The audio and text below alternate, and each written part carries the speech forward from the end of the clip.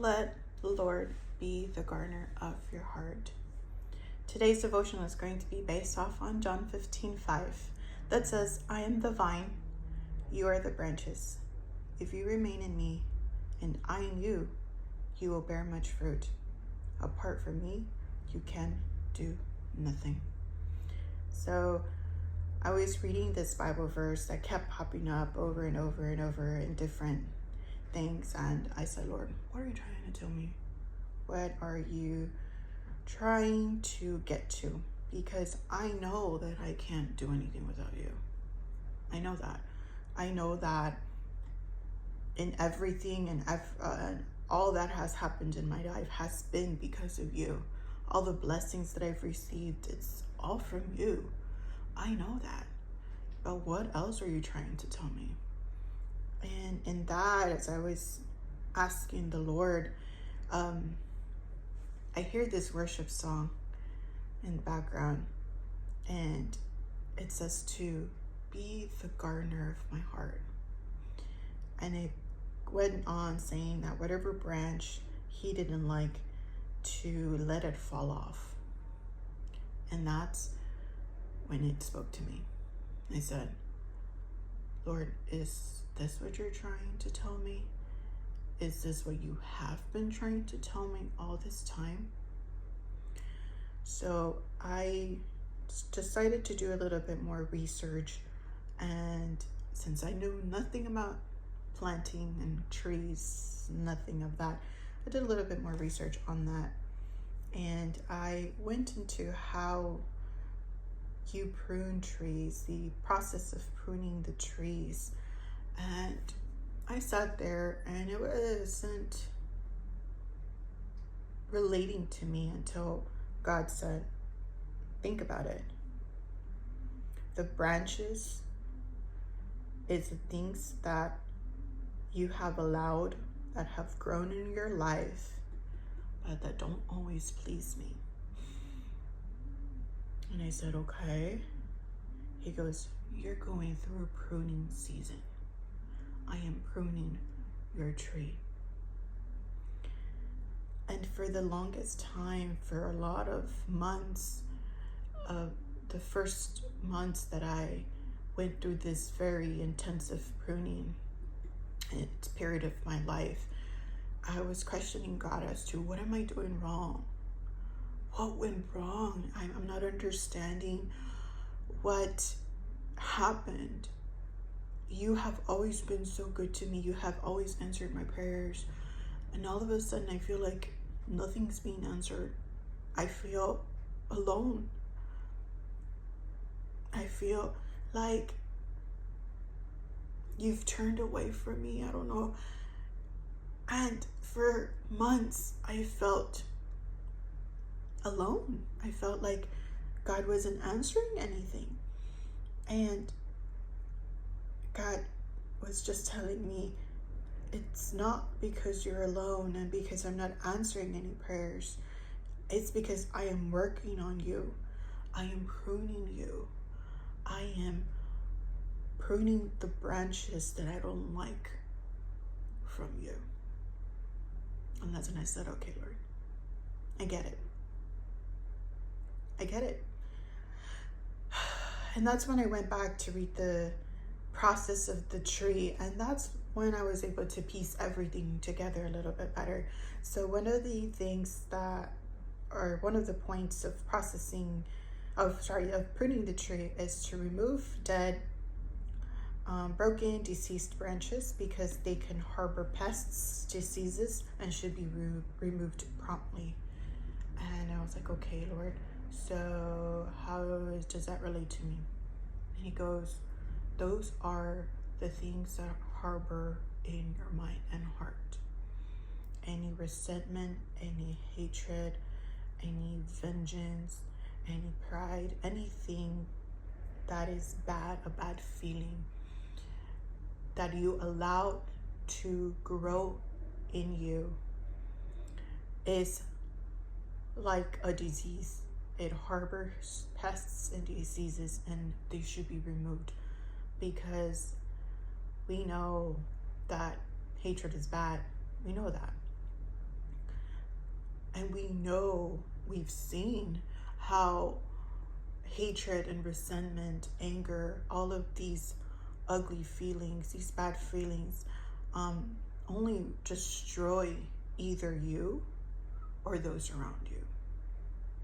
And that is the reason why this world has been getting uglier every single time, because we have allowed these things to harbor within us, these things to grow within us instead of working on them. So God said the dead, the broken, the deceased branches are like those things, the bad feelings and resentments that sometimes you harbor in you, and you don't want to let them go for X reason, but that you should, because they're not good for you. And I thank the Lord, because that was something that I used to do such a long time, years ago, many years ago. I was so resentful, and I always wanted to be vengeful about it too. Like, no, that's what they get. So I am grateful for the Lord. I am grateful that He has worked on me. And that is something from the past. That is no longer something of the now. That although I had been tried on that same thing now, recently I have been tried to see if those feelings would pop up again. And I am happy to say that I passed that test, and I don't hold any of those ugly feelings in my heart. And I can honestly, wholeheartedly say, I wish you the best. And that's it. So it brings me to my next point, where it addresses branches that cross or rub that prevents any damage or circulation or light and air to reach the crown of the tree. And those are things that we have in our life that are extra. And that is so easy to do nowadays. Not in our era, it's so easy to do. Because, for example, some of the things are hobbies, quote unquote. And I say quote unquote because sometimes these hobbies are sometimes like binge watching Netflix. I have to say that I was a culprit in this area some time ago, many years ago. And I was a binge watcher or a binge reader. I didn't know how to put it down. And I am happy to say that is in the past. But I'm still currently working on it, because although that has dropped off from my life, the new thing is now mindless scrolling. And I have found myself saying like, oh, I'm just going to look for this video or for this recipe. And I catch myself 2-3 hours later still searching for nothing, really. And I get so caught up in this, and after I catch myself, I'm like, Lord, I'm sorry. All this time that I lost doing nothing. I could have been reading your word, speaking to you. I could have been playing with my dogs. I could have been watering the plants. I could have been doing something else a lot more productive than this. And this is so easy to do with nowadays, with all these shopping that you don't need, with this fast fashion. It is so easy to do it because of the trends. You become so caught up in things that you don't realize how much time it is wasting from your day. And another thing sometimes that the Lord has to cut is our work. For example, you are working so much that you no longer have time for God. You no longer have that time for prayer. You no longer have that time to read God's word, to go to church even. And we get so caught up in working, and we're like, Lord, I'm so tired. And you just do these little 1 minute, 5-minute prayer, if anything, or not at all, because you're so exhausted from your work. And God says, do I have to cut a little bit of your work? Because I need you to come to me. You need to come to me. You need me more than I need you. So,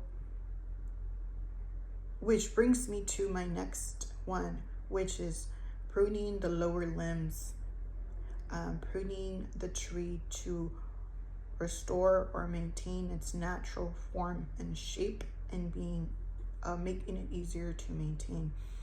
And that means removing the heavier branches, or if the tree is leaning, to be able to restore it to its natural form.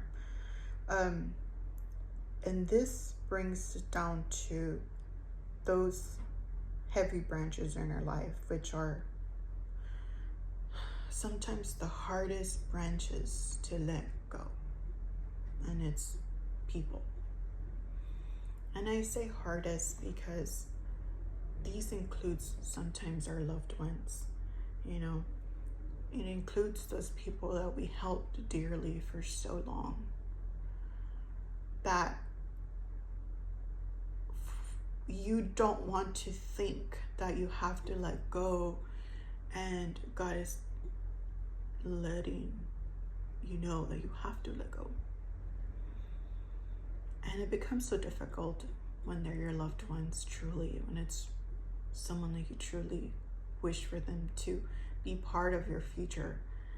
And God tells you no. And this is something that resonated so much in my life. Because not only did this happen to me one time, but several times, because I have to say that in this moment, in this period of time, I have been so friendless.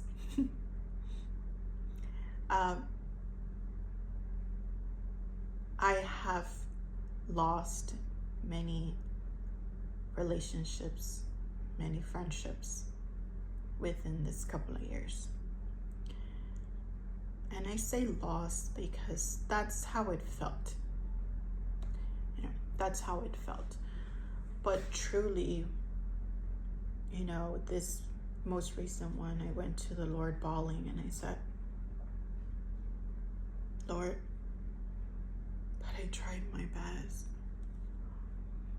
I tried my best. I don't understand what went wrong. I am a better version of myself, the best version I could have ever been in my life. Up to now, that is, you know, we can always use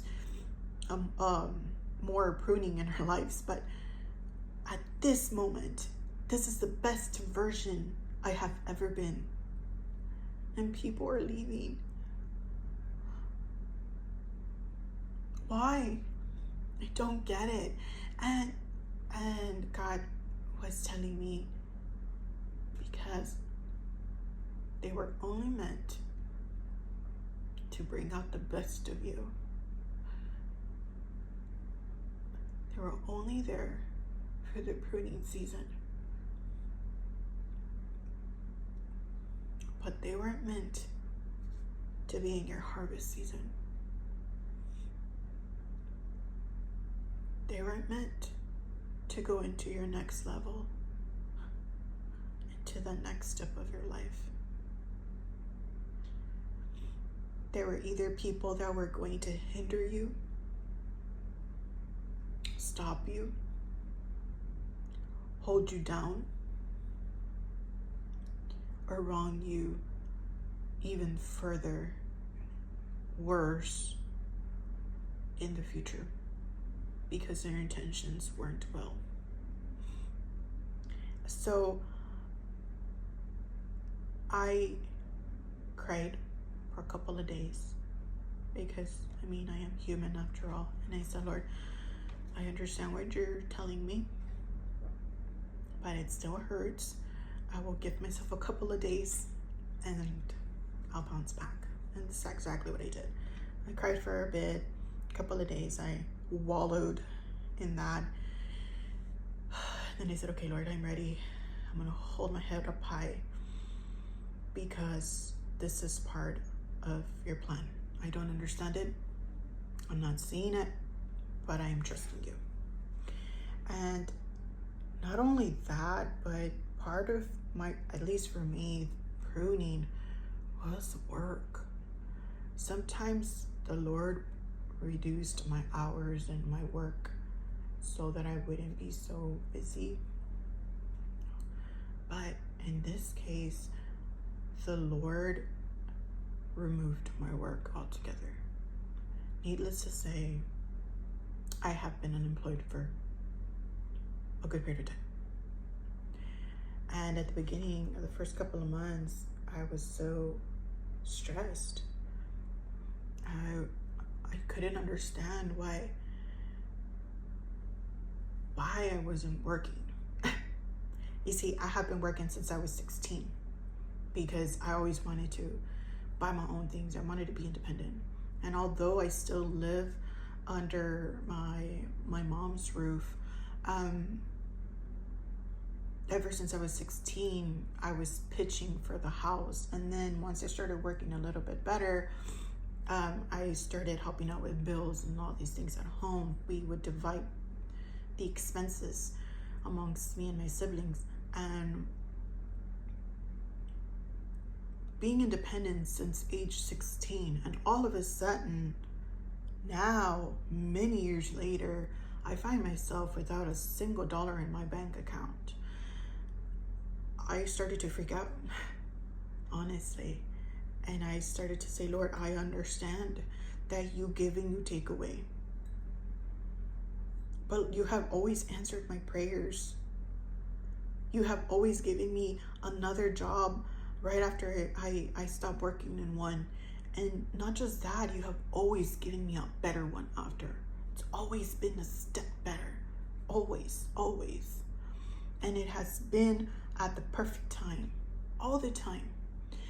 And I couldn't understand why now, months in, I still was unemployed. And I was growing desperate. And I was growing anxious. And I wasn't understanding, and I kept going to the Lord and be like, Lord, I'm getting anxious. My family needs me. My finances need me.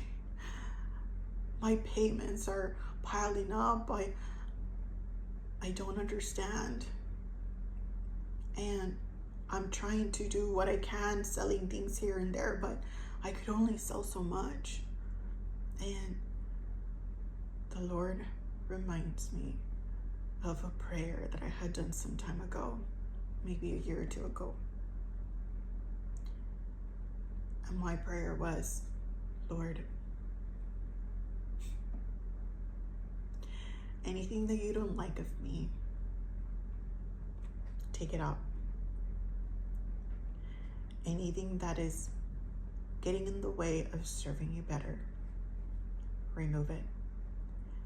Because I want to serve you better. I want to know you better. I want more. I want to be closer to you. I want to get deeper. I want to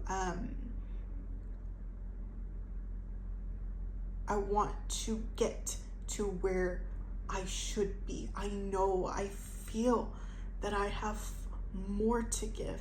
I feel like I am being called for more, and I'm just not there yet because I'm not meeting expectations. I don't have what it takes to get to where you actually meant for me to go. I feel like I am meant for more. Like I don't know, I have this thing where I just feel, like I have so much more to give to the Lord. And I said, Lord, I'm willing to do anything. I'm willing to give up everything I have, everything I'm willing to give. Call me and I will go. If you call me to walk upon the waters like you called Peter, Lord, I will go. Lord, if you call me to walk the unknown, I will go.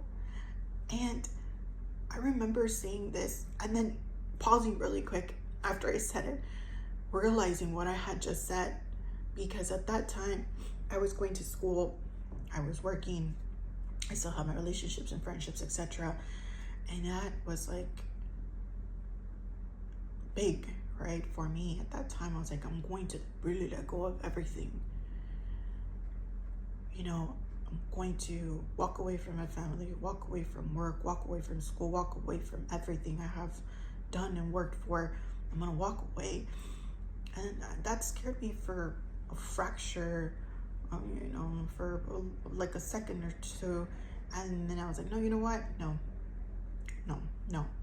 Lord, you have given me so much for me to say no to you. So yes, I stand on what I said.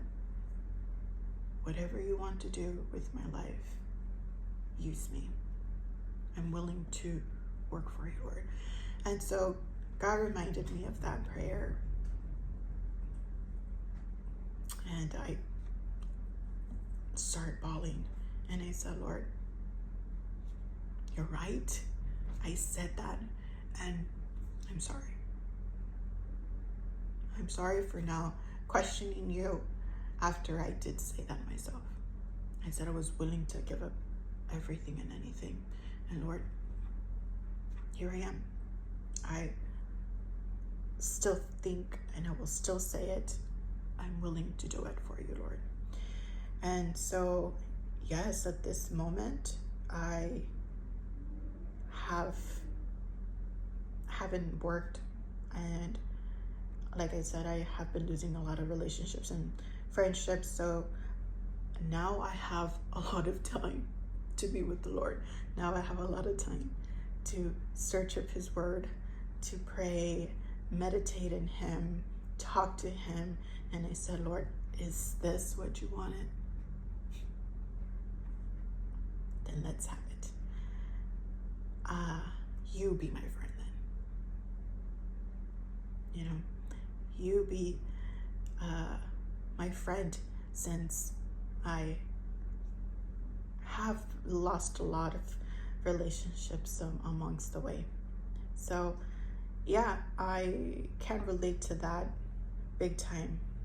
And even though I don't have money, blessings have been pouring out into my life, because even though, again, I don't have any money, I don't have any income coming in, I haven't gone hungry. I have everything I need. I have all my necessities. I have detergent, I have dish soap, I have toothpaste, I have shampoo, I have toilet paper, you know, all your needs, light, water, everything I have. I even have aircon and air conditioning. And I am so grateful to the Lord because I have everything I need. They're not things that I want, because I want to go shopping. I want to go to the coffee shop like I used to. There's things that I miss, like my pedicures maybe, and my manicures and my haircuts and all these things, but those are not necessities. And God has been providing many different ways for me, for my family. So I'm not complaining, and I won't start complaining now. So that brings me to the next point, which is lightly prunes upper limbs to enhance natural shape. And that one to me resonated as God tweaking me to become a better version of myself.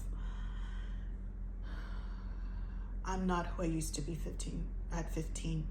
I'm not who I used to be at 20 or 25. I have come such a long way that I am so proud of myself. I am happy for myself. I have to say that I'm honestly happy. I am a happy camper. Although I'm going through this moment of time in my life that it's a little bit difficult, I am truly happy and at peace. And I am so proud that the person who I used to be is nowhere near, excuse me, to the person I am now. So, hold on. Sorry. The things God has done in my life have been tremendous. And I will go through it all over again if I have to, only so that I can get closer to the Lord. And I know that all this has been for the good. I know it. And God's timing has been perfect. God knows that. If it had happened to me before, I probably would not have survived financially, physically, because at this moment, although the load is a little bit heavier on my siblings, the Lord has always provided through them. They have been blessed so much in different avenues, in different ways, that has been getting us afloat. And so if to a tree, the timing is important, the pruning time is important, much more so in our lives, and God's time is perfect. So all in all, I encourage you to keep going. I encourage you to withstand the trial. This is only the pruning season. This is only the season of gardening, of sowing. This will end soon. All the hardships that you're going through, all the pain that you're going through will be over soon, because harvest season is right up the alley. It's coming soon. Help is on the way. Your blessings are on the way. There. All we are waiting for, all God is waiting for, is for everything to align perfectly, for the perfect time, perfect place, perfect situation, everything, because God is perfect. God's ways are not our ways. So don't ever try going to God and telling him how to do it, because he doesn't need your help. Honestly, and all we have to do, all we can do in situations like this is just go to Jesus and go to Jesus' feet, kneel at his feet, and surrender. In the story in the Bible of Martha and Mary, Jesus goes to visit them, and Mary decides to sit at Jesus' feet while Martha is busy prepping and serving, or trying to serve Jesus. And Martha goes up to Jesus and says, look what she's doing. She's just sitting there. She complains to Jesus about it, and Jesus says, but she's doing the better part. This is the better part. And sometimes we don't understand that leaving it at Jesus' feet is the best thing to do. Sometimes we want to take matters into our own hands. Sometimes we want to be running around like Martha, taking the workload on our shoulders, rather than leaving it at God's feet, at Jesus' feet. And all we're doing is exhausting ourselves. All we're doing is getting ourselves tired, instead of sitting down with the Lord, kneeling down at Jesus' feet and saying, Lord, here I am. Here I am. I am weary. I am afraid. I am tired, exhausted. I feel alone. I'm cold. I'm hungry. I'm broken. But here I am. Be raw with the Lord. Tell him what you feel. Don't be afraid. He's not going to criticize you. Tell him, Lord, I have nothing to give. Nothing to bring. I have nothing to say. I sometimes even feel nothing. But here I am at your feet. And I surrender it all. The good, the bad, and the ugly. I surrender my sorrows, my pains. I surrender my heartaches, the heartbreaks, the anger, the resentments, the hatreds, the sadness, the darkness, the loneliness. I surrender it all, Lord. I unfortunately, due to the circumstances, to the situation, I'm coming to you empty-handed. And I wish it was otherwise. I wish I had more to offer. That I came with a better offering, a better sacrifice. But I don't even have strength. I don't have anything. And although I feel bad for not having anything to give you, Lord, I know I need you. So I'm surrendering every single part of me to you.